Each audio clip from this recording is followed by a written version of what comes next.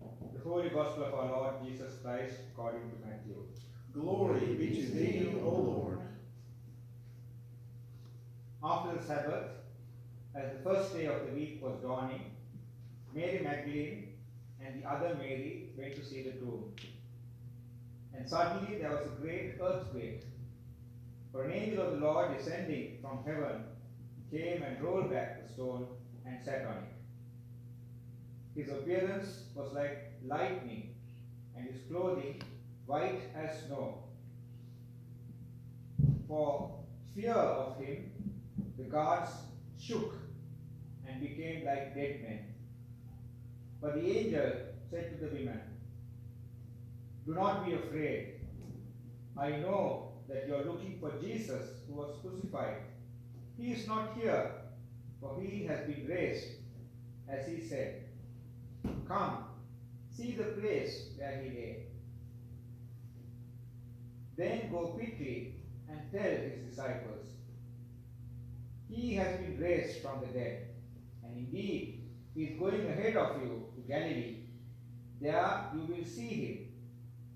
This is my message for you."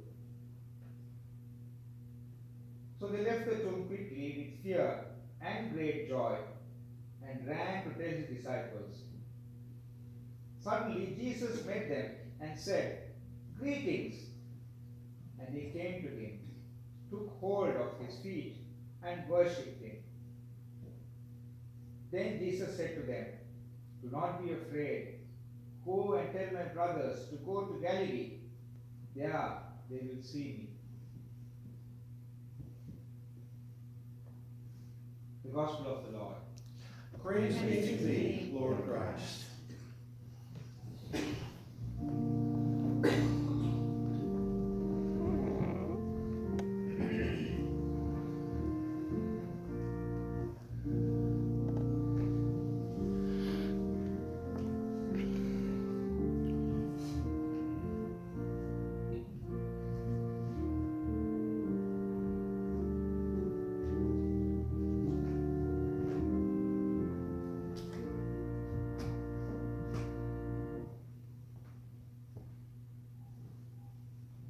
May the words of my mouth and meditations of all our hearts be accepted in thy sight, my Lord, strength and Redeemer.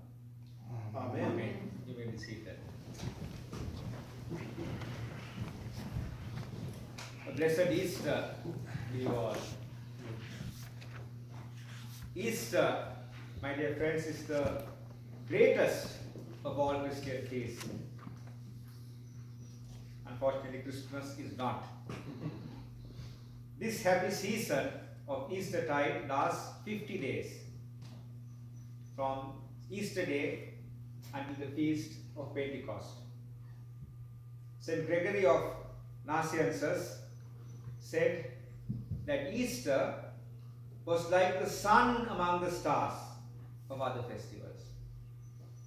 It is the heart of the Christian calendar, and around which all other festivals have meaning and purpose. Therefore, today is the summit of the Christian year.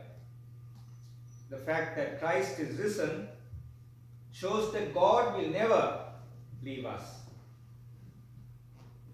bringing out of conflict good, bringing out of suffering and death good. Easter tells us that just as Christ conquered death, there is hope beyond death, hope beyond the life that we live in this earth. So as we go into the Easter week, we consider that death was only the beginning and that Christ is with us forever. All four Gospels have resurrection narratives. And today we read from the Gospel according to Matthew because that is the Gospel we are reading this Christian calendar year. And we see that women were the first witnesses of the resurrection of Jesus. In today's gospel, we read that Mary Magdalene and another Mary and some women went to the tomb early morning. And we read that there was an earthquake, an angel appeared and proclaimed to them that Jesus is alive. And to go and tell the disciples to go to Galilee. In the other Gospels, we hear that there was Joanna, there was Mary, the mother of James, and other women. So there are women who are named. And these women proclaim the gospel, the good news that Jesus is alive, Jesus is risen. But the men, as usual, did not believe them. They thought that this is a story and it is a nonsense that these women who are hysterical are coming and telling them. And that, my dear friends, seems to be a very reasonable response to the message of the women. The men thought that this is going against common sense. This is going against science. Jesus was dead. He was brutally put to death. Violence had won. They saw his corpse being placed in a tomb, left through Friday night and the following Sabbath day. And now was Sunday morning, and these women come running and confused with the story about angels telling them that Jesus is alive. His corpse is no more in the tomb. The male disciples knew far better than believing in fairy tales. This for them was hysterical female nonsense. My dear friends, I think we must applaud the gospel writers for telling these Easter narratives with courage. Because these gospels were written much later. They were not being posted on Twitter or Facebook as and when it happened. These were reflections, these were collection of the gospel that they heard. And by this time, the apostles were famous heroes. Some of the apostles had already become martyrs, and they were considered saints. And it was at that time the Gospels were being written.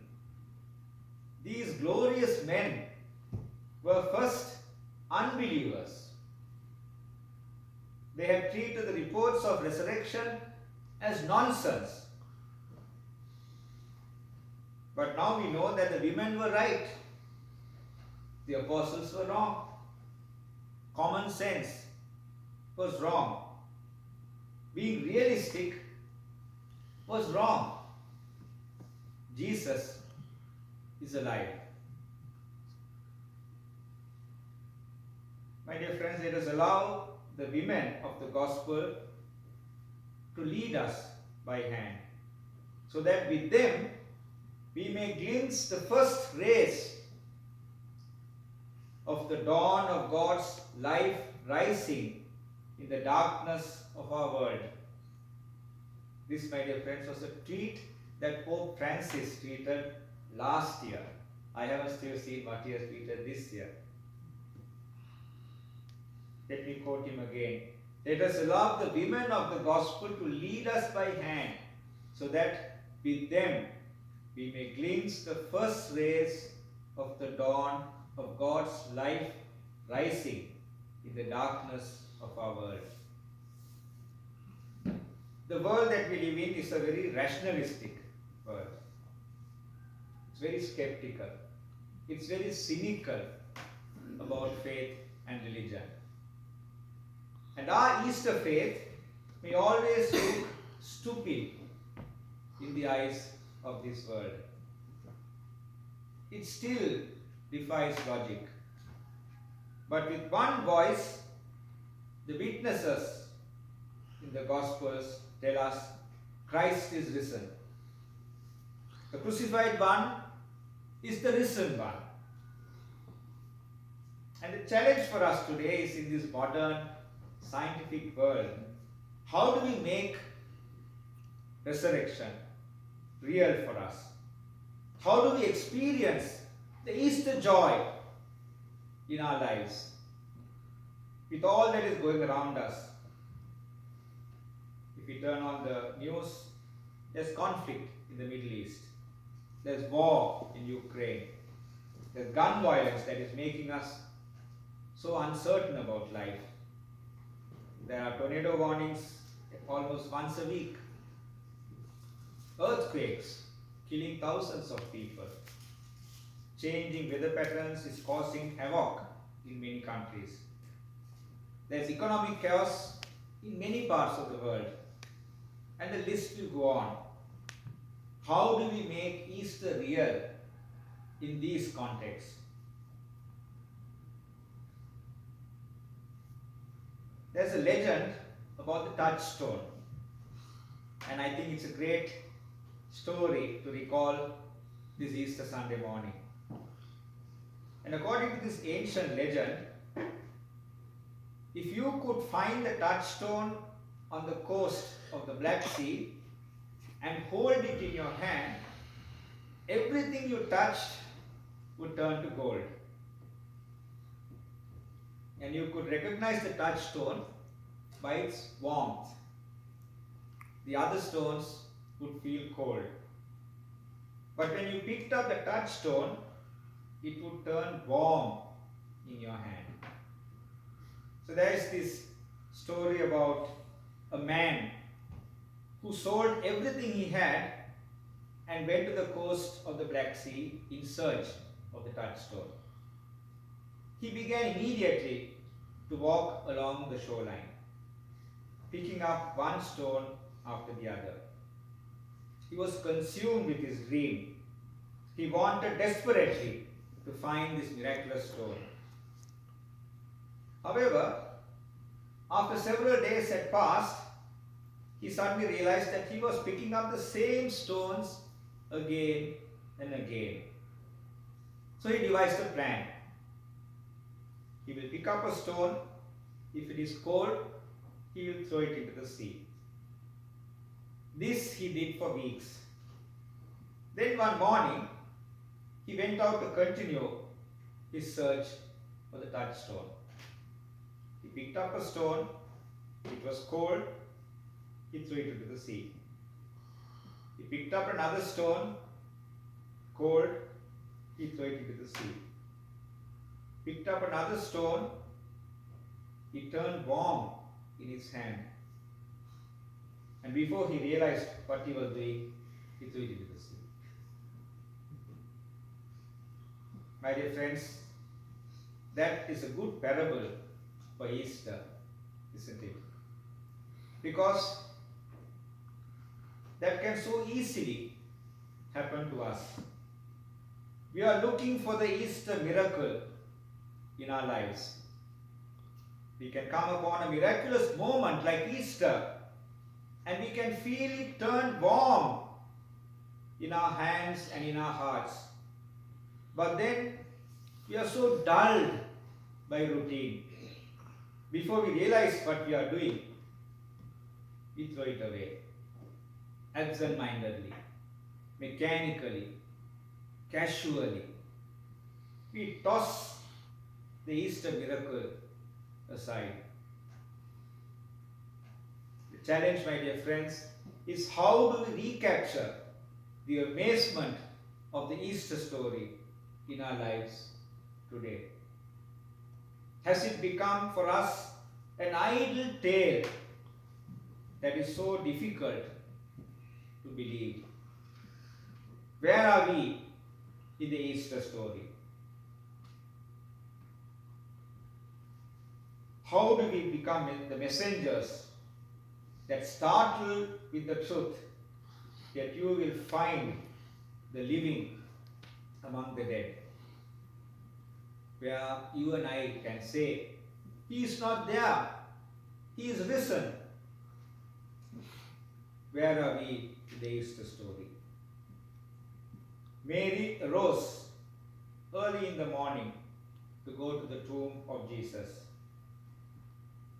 This image of a new day speaks to us of a new beginning, new opportunities, new encounters. Early morning speaks to us of the freshness of new life. Easter, my dear friends, celebrates a new beginning, our confidence of new life. May the joy of the message of the resurrection Christ fill your hearts with hope in the midst of the chaos all around us.